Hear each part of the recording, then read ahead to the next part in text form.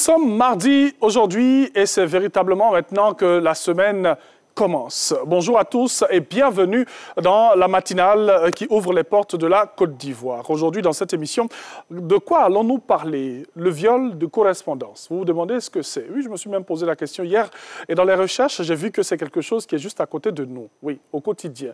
On pratique souvent cela sans savoir qu'il y a véritablement des sanctions. Et oui, même si nous sommes en couple. Vous allez tout comprendre dans cette émission.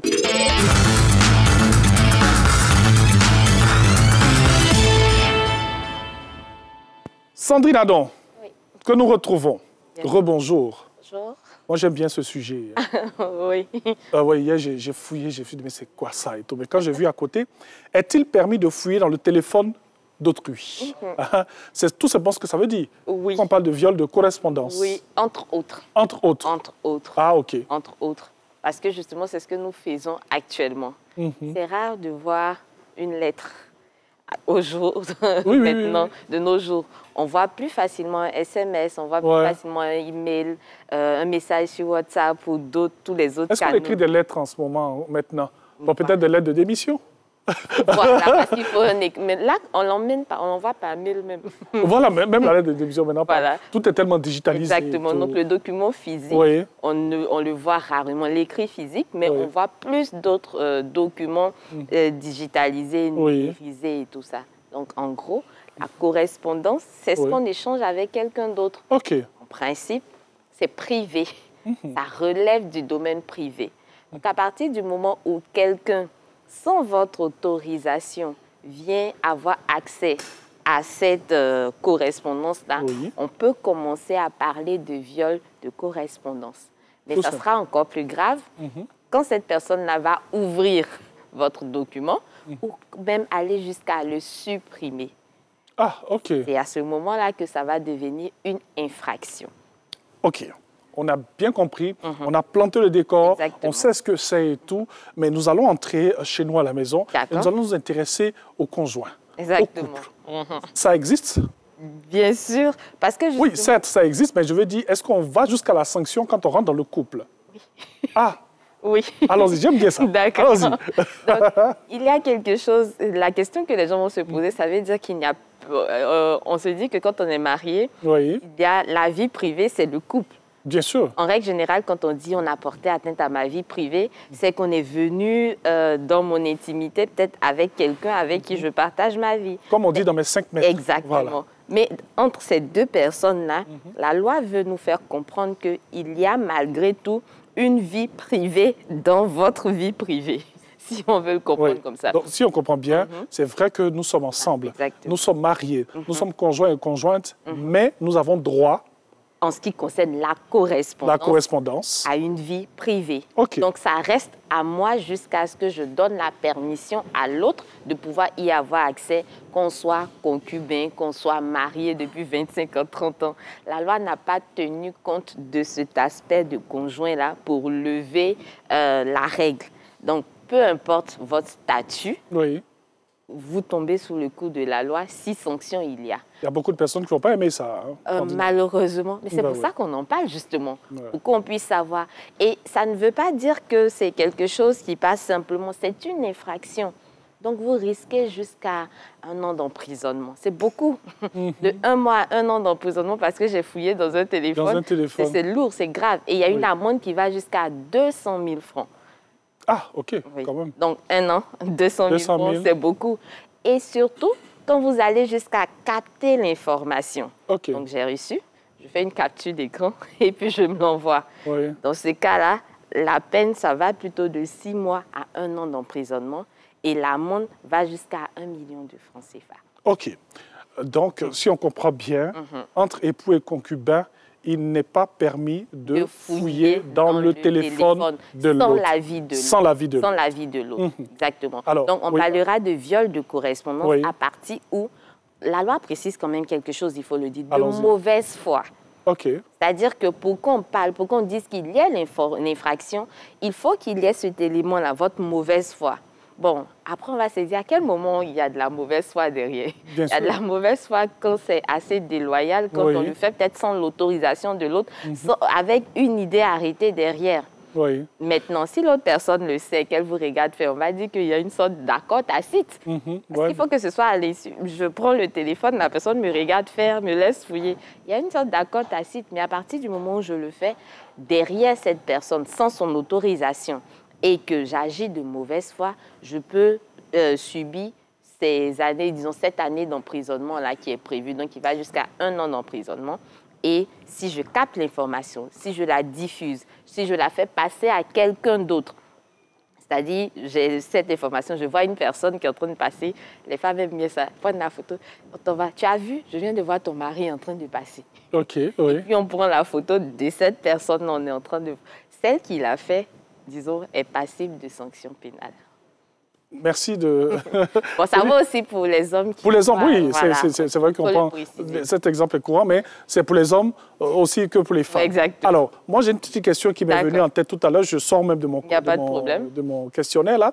Alors, si je ne m'abuse, l'adultère est... c'est une infraction. C'est une infraction dans notre pays. Oui. OK. Oui. Il y a fouille dans le téléphone, bien sûr, d'autrui. Et on constate que là, il y a... Adultère. Qui est une infraction. Oui. OK. Est-ce que... vous savez un peu de ce que je veux dire? Je vois. Voilà. Est-ce que justement on peut se servir de ce qu'on a obtenu dans le téléphone pour aller porter plainte? Justement. Alors, c'est vrai que les règles de la preuve vont intervenir. OK. En procédure pénale, parce que c'est la procédure pénale qui va encadrer les règles pour pouvoir appliquer le droit pénal. Clairement. Donc, en procédure pénale, on dit que la preuve doit être légale, le principe de la preuve.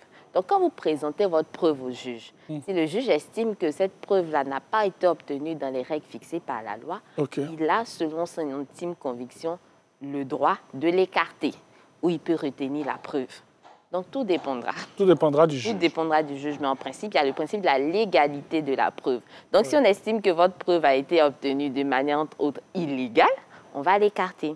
Cas pratique maintenant.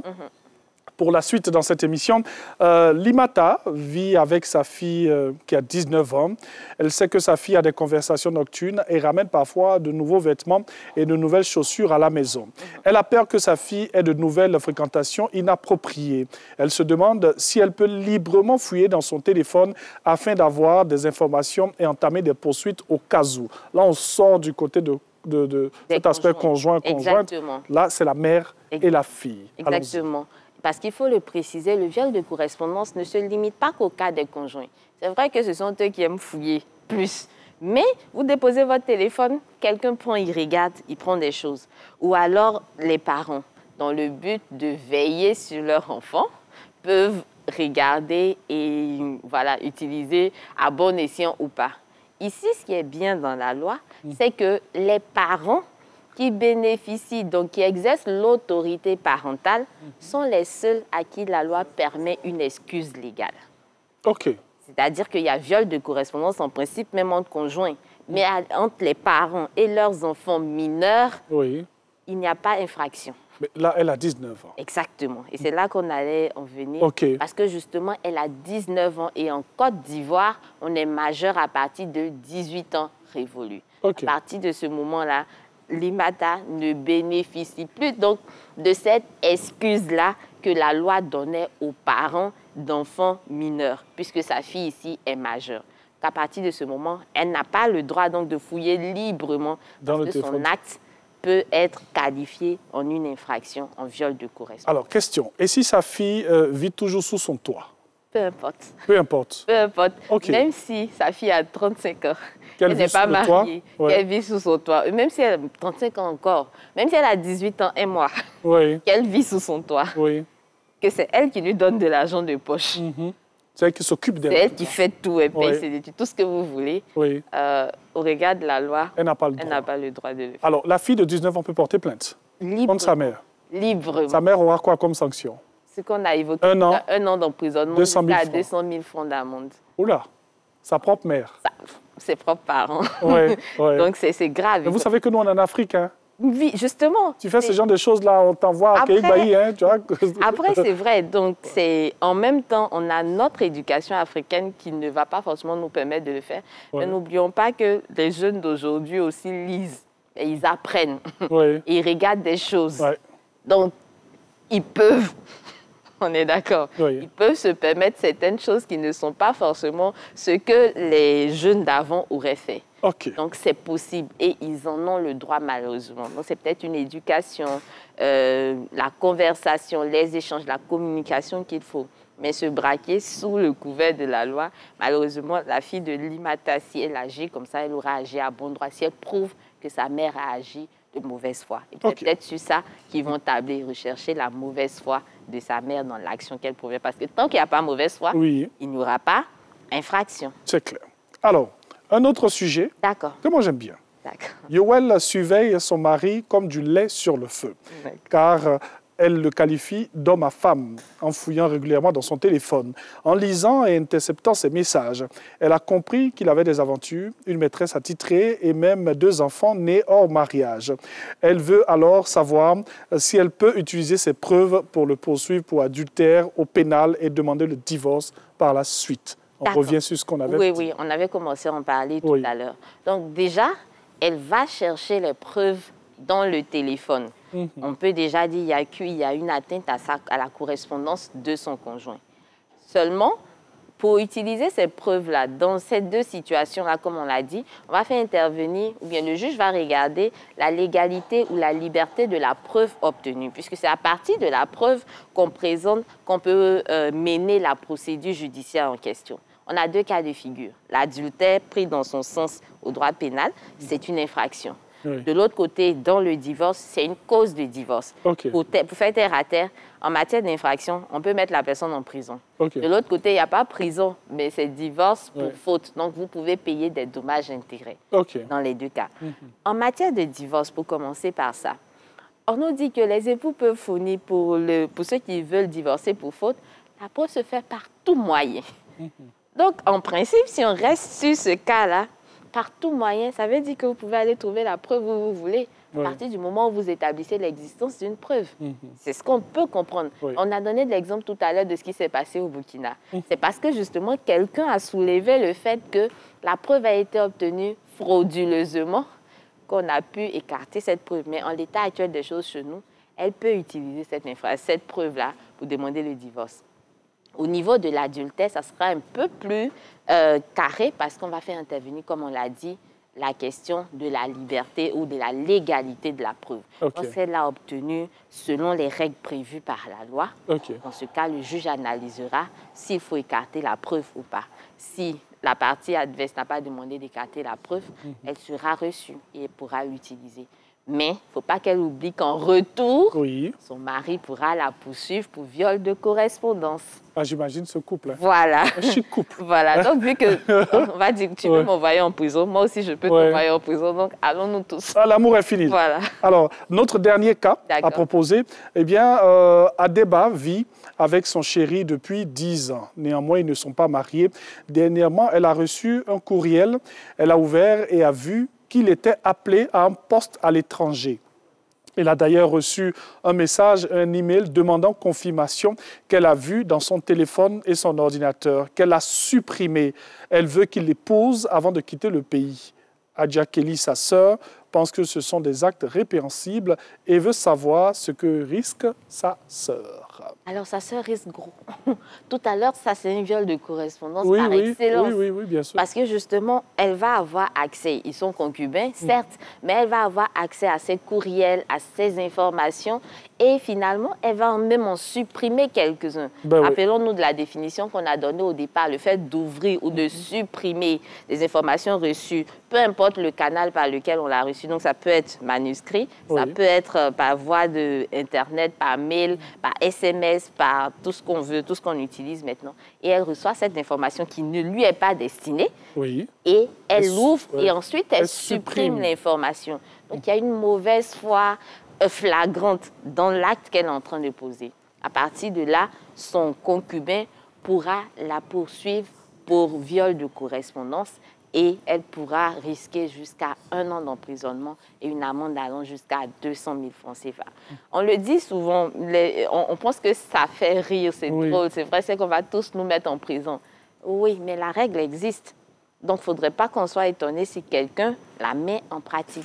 Et figurez-vous que lorsqu'on y va, c'est-à-dire qu'on réussit à transmettre l'information, que l'information relève, que ce soit dans les écrits ou alors dans les images qu'on propose, c'est un caractère sexuel où on relève la nudité de quelqu'un, les peines augmentent. On peut risquer jusqu'à 2 ans d'emprisonnement et on peut payer parfois une amende jusqu'à 3 millions de francs CFA.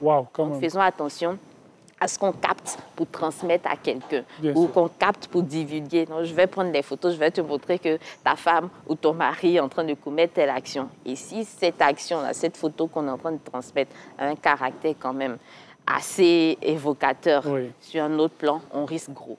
Donc ici, à débat risque d'emprisonnement, mais dans d'autres cas, ceux qui le font, ceux qui se chargent de transmettre les super kwakwato, il faut faire attention. Merci beaucoup.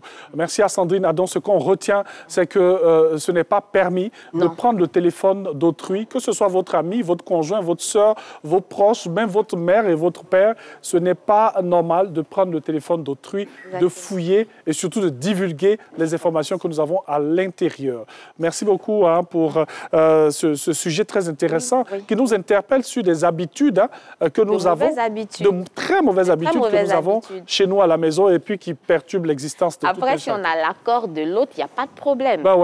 On le fait généralement sans l'accord de l'autre. Donc, il faut avoir son accord. Il ne faut pas le faire à son insu. Si on a son accord, si entre les époux sont d'accord pour regarder leur téléphone, c'est leur droit. Mais à partir du moment où un n'est pas d'accord, il faut faire attention. Et ça vaut pour tout le monde. Je vais poser cette question à la dame que nous allons recevoir dans quelques instants. Dans les petites pauses, on se retrouve dans quelques secondes. Famille et amis, bienvenue chez Caroline, bienvenue dans Escale familiale. Ma chérie, il n'y a pas beau. J'entends souvent que les femmes ont du mal à reconnaître leurs erreurs.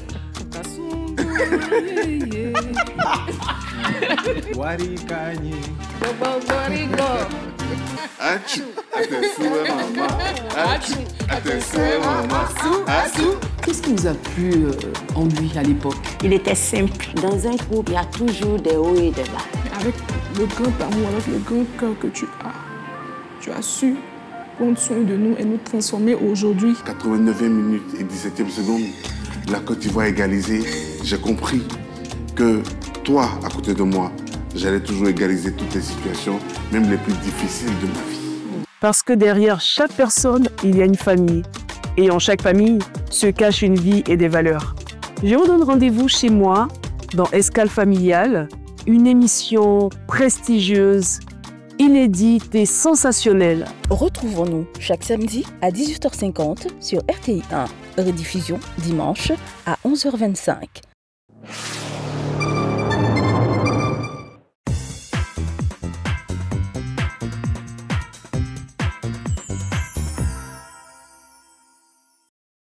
Bonjour, un concept RTI. Voilà, nous sommes de retour dans Matin Bonheur. On va dire encore merci à Sandrine Adon pour ce sujet très important. On va rappeler rapidement les gagnants pour le mois de mars du challenge matinal. Le thème de l'émission du jour, c'était bien sûr le 7 mars. Réponse racines et traditions spéciales femmes. Gagnant Luc Tognan, qui a été la personne la plus rapide à répondre. Le 14 mars 2025, donc challenge 25, pardon. Quelle est la recette proposée ce jour, ce vendredi donc? Sauce gombo accompagnée de cabato jaune, le gagnant Doumouyaya, et aussi nous passons à un autre gagnant chez Sandy. Voilà, c'était la question: quelle est la spécificité des invités de Racines et Traditions de ce jour? Donc les confectionneuses de dragées version africaine donc. Et aussi pour terminer, quelle est la recette que nous avons proposée dans la rubrique Le Grand Petit Déj? C'était le 27 mars. Réponse: sauce claire accompagnée de foutou, et gagnant donc Bérekia. Voilà, on va revenir là-dessus pour savoir toutes ces personnes que nous devons recevoir ici dans cette émission pour leur donner tout simplement leurs différents lots. Je vais laisser Sandrine Adon dans le salon. Je vais me diriger vers cette dame avec elle on va parler de ce que nous avons dans notre quotidien. Depuis qu'on est petit, nos petits frères aujourd'hui, nos enfants aujourd'hui ont ça. Je ne sais pas si c'est la même saveur, si c'est la même chose, si c'est le même engouement devant les écoles et tout. Aujourd'hui, on va parler de pain condiment. Vous savez, nous vous ramenons dans votre enfance comme ça, avec des petites choses des petits plaisirs, tout simplement. Bonjour Rita. Bonjour Ange. Ça va bien? Très bien, merci. Ouais, j'aime bien la coupe, la couleur. Hein? C'est quoi? C'est quelle couleur? La couleur vert, du bleu, qui tend un peu vers le vert. Oui, voilà. OK. Elle échange comme ça. Caméléon. Elle échange. Après, là, ça va être jaune. Après, ça va être... Mais c'est Mimi. Hein? Merci. Ça donne un petit truc. Ouais, c'est ça. C'est genré. Je ne suis pas concentré. Donc, non, du tout. Je ne suis pas du tout concentré, là. Alors, qu'est-ce qu'on a aujourd'hui? Bon, j'ai fini. J'ai fini. Tu es trop sapé. Ah bon, hein? Oh, oui. Je voudrais dire encore, s'il te plaît. Mais je rappelle qu'ils sont quand même en veste, mais ils se gardent pour prendre le matin. Oui. Alors, qu'est-ce qu'on a, Rita? Aujourd'hui, pain condiment. Oui. Donc, le petit déj à l'ivoirienne. Oui. Tous les matins, les écoliers, les bosses. Enfin, toute personne. Nous tous sommes pas ça. Il n'y a pas... Donc, voilà, on a la viande, la viande hachée, le poisson, la pomme de terre, le petit pois.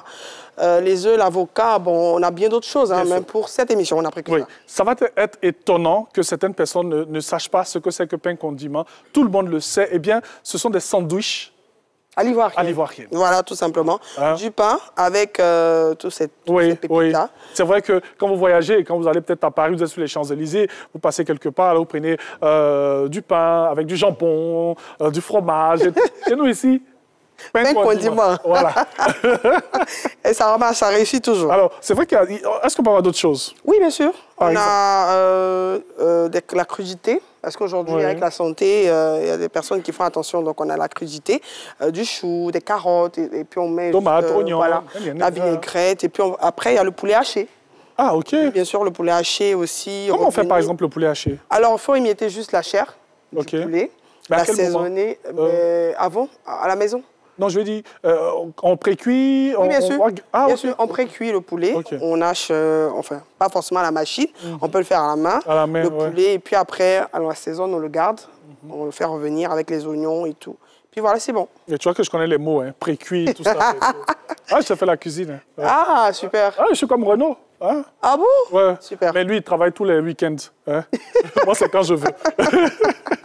Alors, donc ici, on a avocat, œuf, ça c'est? La viande. La viande, OK. Sogo. Hein? Et puis, ça, c'est? La viande hachée. La viande hachée. Le poisson. Le poisson. La pomme de terre. Oui. Le petit pois. Et puis voilà. OK. Alors, le pain condiment... On va s'essayer? Ah oui, allons-y. Ah, OK. Je vais pas te dire non. pas très cher. Je vais pas te dire non. À la manière des tortilles de la route, là, non? Oui. Voilà. J'ai ma banane même. Non, mais donc c'est que je me mets ici. C'est que je me mets ici. Tu passes devant. Mais j'ai ma banane, donc tu faudra donner ton argent quand tu as fini. Oui. C'est pas cadeau. T'as dit, il faut mettre poisson d'abord. Tu veux poisson d'abord, d'accord. Mettre poisson d'abord. Oui. Bon, bah, je suis concentré.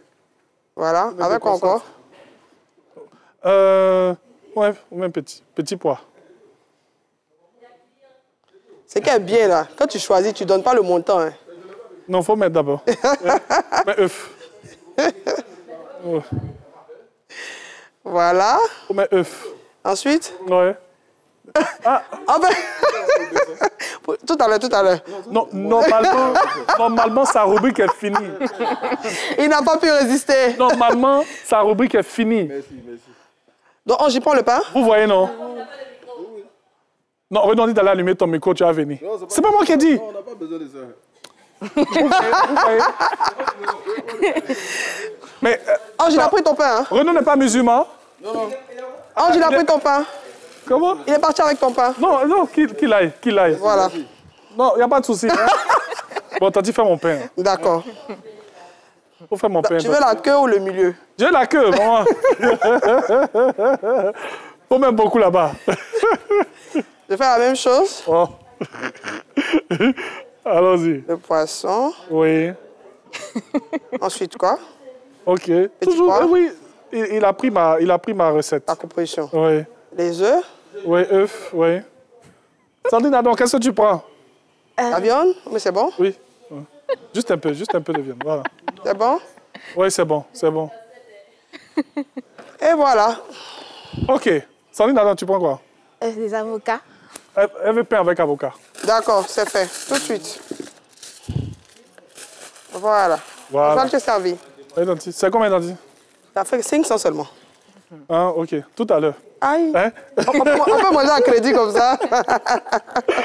Voilà, donc, belle petite ambiance pour nous ramener dans notre enfance. Voilà, elle veut pas avocat, donc il faut faire son pain. D'accord. Sans œufs ou avec œufs? Avec des œufs. D'accord.